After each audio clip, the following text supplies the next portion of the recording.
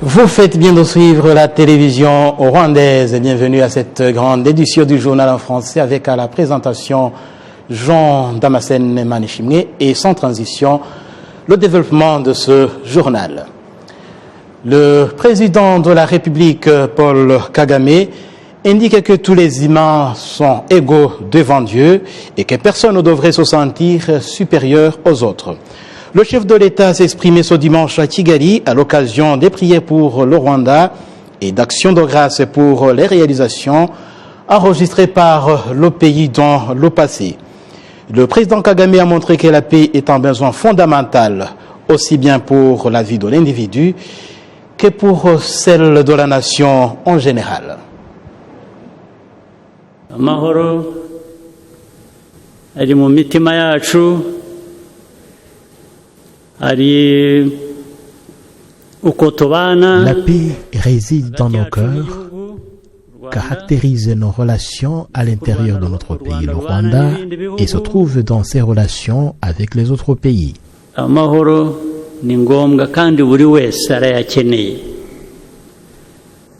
La paix est indispensable et tout le monde en a besoin. Nous en avons beaucoup besoin, peut-être beaucoup plus que les autres, parce qu'elle a fait défaut ici chez nous à un certain moment de notre histoire. Et cela a emporté de nombreuses vies des nôtres. Nous avons beaucoup besoin de la paix et nous devons travailler pour ça.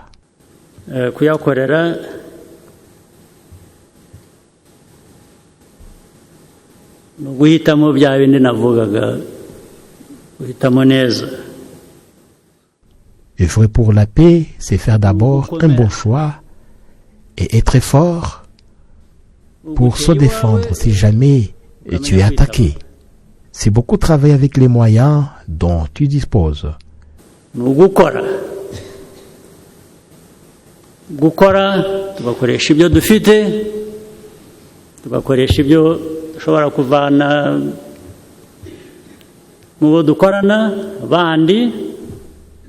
Ou avec ceux qui viennent des partenaires. Et enfin, ça demande de refuser d'être manipulé par qui que ce soit.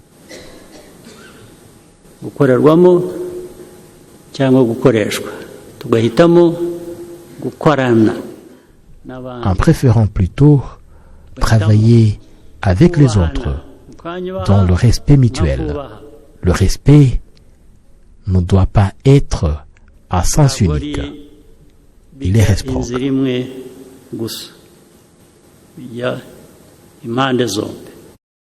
Le président Kagame a invité les jeunes en particulier, qui constituent la grande majorité de la population rwandaise aujourd'hui, à beaucoup apprendre du passé qui a endeuillé le Rwanda pour bâtir une nation forte avec une vision très élevée, un héritage qu'ils doivent transmettre aux générations à venir. Urubyiruko abazaba aribo bayobozi aribo bari imbere muri iki gihugu. La jeunesse qui constituera le leadership de demain dans ce pays, prêtez beaucoup attention à ce que je vous dis. Et quand vous serez à la tête de ce pays, il vous faudra montrer que les leçons de notre histoire n'ont pas été vaines. Amateka yacu amasomo yarari muri ayo mateka atapfuye ubusa mufite icyo mwize. Il faudra montrer que vous avez appris quelque chose et transmettre cet héritage à ceux qui viendront après vous. Naho kubaho mu buryo et sinon, il ne faut pas vivre dans la médiocrité, sans aucune orientation. Je suis convaincu que vivre ainsi, c'est même contraire à la volonté de Dieu. Le chef de l'État a rappelé que le Rwanda a opté pour sa résilience au lieu d'attendre sa survie des autres. Le président Kagame a également montré que la piété doit aller de pair avec le travail, une condition sine qua non du développement. Et toujours à ce propos, la TV rwandaise a approché l'apôtre Joshua Massa Sundagijimana, qui estime que la vie de piété doit aller de pair avec les témoignages vivants, sans quoi cette foi ne serait pas bien édifiée. Quand on dit vrai disciple, on peut être un faux disciple. Or, le vrai disciple doit avoir des caractéristiques qui le marquent. Par exemple, un vrai disciple doit avoir des fruits de l'esprit. La crainte du Seigneur, l'humilité, la patience, la bonté. Il doit se comporter comme Christ. C'est pourquoi on l'appelle chrétien, c'est par rapport à Christ. Mais en même temps aussi, il a des responsabilités. Il doit témoigner Christ dans son environnement, dans sa maison, dans sa famille, à l'école, au bureau, ou n'importe où qu'il est. Et là, il doit témoigner pas seulement par des paroles, comme prêcher ou enseigner, mais aussi par sa vie. Et si un chrétien ne peut pas résister à la corruption, si un chrétien ne peut pas résister à la perversion sexuelle, à tout ce qui peut détruire, si un chrétien est sans valeur, comment pourra-t-il présenter ou témoigner Christ s'il a une vie? Alors nous les enseignons à se consacrer, à se livrer à Christ, à permettre à l'Esprit du Seigneur de travailler à leur caractère. Et plus ils sont transformés, plus ils seront de très bons époux, de très bons parents et de très bons citoyens. Ils pourront donner de la vie et de la valeur à leur pays. Nous avons maintenant dans ce pays, le Rwanda, après 30 ans, après le génocide perpétré contre les Tutsis, et 30 ans après, un enfant de 30 ans, c'est un homme. Je crois qu'on devrait laisser ce qui est passé derrière et voir les choses différemment.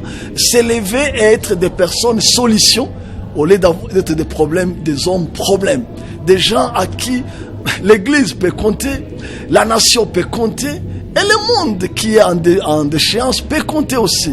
Et j'appelle tout le monde, les Rwandais, les autres, ceux qui vivent au Rwanda et tous ceux qui nous suivent, qu'il est important qu'à un moment on s'arrête, on dit tiens, j'ai marché ma vie, mes années passent, je commence à vieillir, qu'est-ce que je fais comme marque dans ce monde?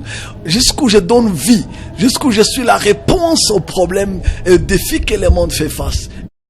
Et parlons sécurité à présent. Les pays africains qui jouissent de la coopération sécurité avec le Rwanda se félicitent des avancées enregistrées dans le cadre du maintien de la paix et de la sécurité grâce au concours des organes sécuritaires rwandais, aussi bien dans le cadre des opérations de maintien de la paix de l'ONU que dans le cadre des accords bilatéraux entre pays. Suivez. En 2004, le Rwanda fut le premier pays à envoyer des troupes au Darfour pour sévir dans la mission de maintien de la paix de l'Union africaine. Le Rwanda répondait ainsi à la demande des Nations unies et de l'Union africaine pour aider à la protection des civils de cette région soudanaise du Darfour. Cette mission a été suivie par de nombreuses autres missions dans le cadre des Nations unies. C'est le cas de la République centrafricaine. Dans ce pays meurtri par des conflits internes, les forces rwandaises ont largement contribué au retour au calme dans plusieurs localités, en commençant par la capitale Bangui. Ces services des forces rwandaises font la satisfaction de la population centrafricaine, qui a retrouvé la vie normale, mais aussi des forces onusiennes qui opèrent dans ce pays, comme l'indique le commandant des casques bleus en République centrafricaine. We had a problem in MSR. UN convoy bringing resupply here. Nous avions un problème lorsque les convois des Nations Unies qui approvisionnaient cette localité depuis Douala étaient bloqués par des éléments armés. Bien sûr, il y avait d'autres forces qui étaient chargées de la région, mais nous avons opté pour y envoyer le contingent rwandais qui, dans 2 semaines seulement, a chassé ces éléments. Immediately it moved in. Those armed elements, were expelled. À côté de ces forces qui opèrent dans le cadre des Nations Unies, le Rwanda a signé des accords de coopération sécuritaire avec la République centrafricaine, qui ont vu le Rwanda envoyer encore une fois des forces dans le cadre de ces accords bilatéraux. Ces dernières sont également appréciées au même titre que celles qui opèrent dans le cadre des Nations Unies. Ce sentiment de satisfaction est partagé par les autorités et la population de la province mozambicaine de Cabo Delgado, qui apprécient tous la contribution des forces rwandaises dans la lutte contre le terrorisme qui avait ruiné la province depuis 2017. Nous dormons profondément. Le climat est paisible. On s'assoit ici à l'aise. Nous souhaiterions qu'il y ait une coexistence pacifique, que nos forces soient bien formées quant au maintien de l'ordre et à la façon de soulager la population qui a souffert. Nous vivons bien. Nous vendons des noix de cajou que voici. Ce petit commerce va bien. Pour le commandant des forces mozambicaines, les forces de son pays ont beaucoup à apprendre du Rwanda, ce qui suscite l'espoir de rendre plus durable la paix retrouvée. We have said this since the first minute of Rwanda troops action in Musimba da Praia. At that time, des opérations rwandaises à Musimba da Praia. Avec les forces mozambicaines, beaucoup a été réalisé et jusqu'à maintenant, notre satisfaction est totale. Nous nous réjouissons de cette excellente collaboration avec nos forces. Nous apprécions également la façon dont elles se sont engagées dans des activités sociales. Partout, la population nous donne un bilan très positif. C'est très important et nous nous en félicitons. They are engaged with the communities. Communities that they are very happy everywhere, and we got the report. And this is what is important, and we are happy. À part ces opérations, le Rwanda a signé des accords de coopération avec divers pays de l'Afrique de l'Ouest, comme le Bénin et le Burkina Faso. Pour le contrôleur général de la police burkinabé, la coopération intra-africaine est d'une grande importance. Il faut que les acteurs puissent travailler ensemble. Il faut que les acteurs puissent également regarder chez les voisins, regarder dans les pays du Sud, quels sont les modèles qui peuvent nous aider donc à performer dans la lutte contre l'insécurité. Aujourd'hui, à l'occasion de ce voyage d'études, nous avons constaté que le Rwanda dispose également donc d'infrastructures de formation au niveau des forces spéciales, de formation spécialisée, y compris dans la lutte contre le terrorisme. Et ça, ce sont des atouts qu'il faut exploiter.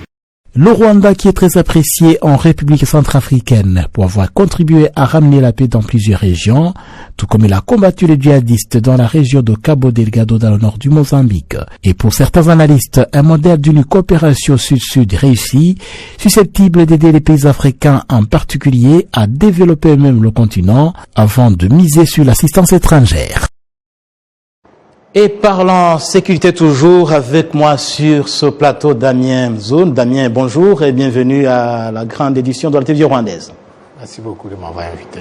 Oui, Damien, vous êtes panafricaniste, vous êtes aussi analyste politique, vous suivez de près la politique, aussi bien la sécurité sur le continent africain. Et pour commencer, nous sommes juste au début de l'année 2024. Quelle a été, d'après vous, l'année 2023 au point de vue sécurité sur le continent africain? Qu'est-ce qu'on peut retenir de cette année sur ce point de vue? Et c'est vrai que l'année 2013 et 23 justement qui venait de s'achever a eu pour nous beaucoup de résurgence, je vais dire, de plusieurs conflits de toute nature, que ce soit dans le Sahel, que ce soit dans certaines de nos régions. Et si nous parlons en termes de l'Afrique, on a eu quand même des coups d'État, on a eu d'autres situations, même si la plupart n'ont pas été sanglants. Mais quand même, je crois que la situation qui prévaut actuellement, après l'année qui vient de s'achever, nous donne quand même du pain sous la planche, que nous avons du travail. Pour ce qui s'est passé, il faudrait peut-être que l'année 2024 soit une année différente de celle que nous avons connue, où il y a eu quand même assez de bouleversements ici et là par rapport à ces conflits, même si certains de ces conflits, comme on venait de le suivre, ont été quand même défiés de part et d'autre. Donc on a eu quand même autant de progrès qu'autant de regrets dans ce qui concerne la sécurité au niveau continental. Oui. Et alors, Damien, depuis longtemps, le continent africain connaît différentes opérations de maintien de la paix, les missions onusiennes surtout. Mais malheureusement, on voit que le succès n'a pas été si palpable dans ces opérations. Qu'est-ce qui cause ce dysfonctionnement? Qu'est-ce qui fait que ces opérations onusiennes n'aboutissent pas comme on l'aurait souhaité? Oui, vous savez, plus la force est grande, plus elle a des contraintes. Et je pense aussi que parfois nous surestimons certaines réalités, et l'ONU en tant qu'organisation qui organise justement ce maintien de la paix est une organisation dont les décideurs sont multiples et multiformes. Et c'est comme si tous les États du monde doivent tomber d'accord, ou la majorité, avant qu'une décision ne se prenne. Alors, c'est ce qui fait que malgré que ces organisations aient parfois assez d'équipements par rapport à des organisations peut-être bilatérales ou des arrangements internes, des pays particuliers, ils n'arrivent pas à faire... Parce que pour prendre une décision, imaginez tous ceux qui doivent approuver et tout ce qui doit se faire, ça devient très lourd. Et ça fait que la sécurité ne peut pas attendre que New York ou quelque part décide ou valide. Alors, c'est ce qui a fait que malgré, et parfois aussi quand vous lisez les tests, ils sont là pour protéger, ils n'ont pas droit d'ingérence. Il y a tellement des contraintes à la base qui font que ces organisations, même si malgré tout ce qu'ils disposent comme équipement ou diagnostic ou même le personnel qu'on leur fournit, parfois ils n'arrivent pas à atteindre leurs objectifs. Et je crois que nous parlons à un endroit où on connaît l'historique des casques bleus et tout ça ici. Donc, je pense que des fois, on doit limiter nos attentes quand il s'agit aussi de ces grandes structures. Pas parce qu'elles ne sont pas capables, mais parce que les structures sous lesquelles elles fonctionnent ne leur permettent pas de parfois être proactif et prendre des décisions, parce qu'il y a beaucoup de sensibilité et beaucoup de détails. Donc il y a toute, si vous voulez, je vous comprends bien, il y a toute une bureaucratie qui doit être remplie pour qu'il y ait l'intervention. Il y a intervention. Et quand c'est des organisations aussi lourdes que l'ONU, ça devient plus compliqué. Et vous voyez, par exemple, pour parler du cas je crois que c'est la Centrafrique, malgré la présence de ces forces, a décidé de faire des arrangements spéciaux pour que elle puisse quand même avoir une intervention. Et vous avez vu l'efficacité qui fait aujourd'hui que le reportage qui venait de passer vous dit que dans ces pays ça a marché, alors que un pays comme le Rwanda, on aurait pu la sous-estimer par rapport à une institution onusienne quand il s'agit du maintien de la paix ou de la défense ou de la sécurité. Oui. Alors Damien, je voudrais qu'on parle d'une région que vous connaissez parfaitement, c'est le Sahel. Là, c'est une région qui est confrontée aux défis sécuritaires, terroristes depuis longtemps. Quelle est la situation qui prévaut aujourd'hui, étant donné qu'il y a un sentiment anti-français dans cette région? C'est vrai qu'il y a eu beaucoup d'avancées. Récemment, vous avez vu Mali. Le Mali a pu quand même reconquérir Kidal. Il y a eu beaucoup d'avancées, pas ici et là. Et aussi au Burkina Faso et les pays touchés par cette crise, et notamment le Niger et tous les autres qui contournent, même mon pays d'origine, le Bénin, qui n'a pas fait exception jusqu'à un passé récent. Cette menace était quand même à nos portes. Donc, justement, la question à ce stade, c'est de voir, déjà nous sommes en 2024, comment est-ce que cette situation va évoluer? Parce qu'autant qu'on a eu quelques succès vers la fin de l'année rentrant en 2024, on a eu aussi beaucoup de résurgence de ces groupes qui se sont reformés, réorganisés, restructurés. Et nous espérons vivement que la défaite de ces groupes continue. Et c'est là justement que moi j'interpelle surtout ceux qui travaillent à ce maintien de la paix dans ces régions du Sahel, de voir beaucoup plus le problème à la racine, de ne pas seulement penser qu'à force de couper l'arbre par le feuillage, ils auraient résolu le problème. Donc il faudrait vraiment qu'on voit, parce que parfois c'est des problèmes aussi internes. Oui. Et ce n'est pas comme genre l'ONU tensionne et puis ça va passer, non.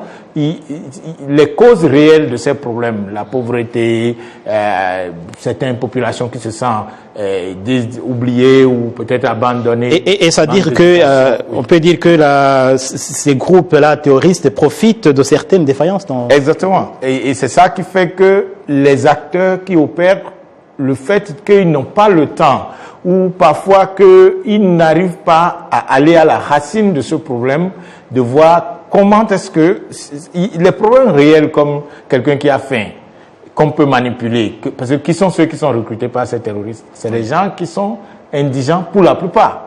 Et donc, et parfois qui se sentent lésés, et ceux qui manipulent ces groupes savent quelle expression utiliser parce que le vide était là, le manque à gagner était là. Et c'est là que ces discours viennent pour quand même enrôler ces jeunes, et ces vieux, ces adultes qui se mettent à se battre contre leur propre population.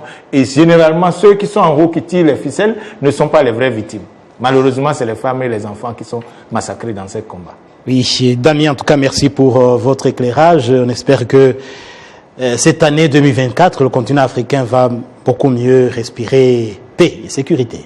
Justement, nous espérons vivement et c'est ce que nous souhaitons. Oui, c'est le vœu qu'on peut formuler tout au début de l'année. Oui. Merci à vous pour votre passage. Pour cette invitation. Et voilà, c'est par ici que nous allons boucler cette édition. Merci de l'avoir suivi. Bonne fin de semaine à toutes et à tous. La télévision rwandaise reste à votre compagnie.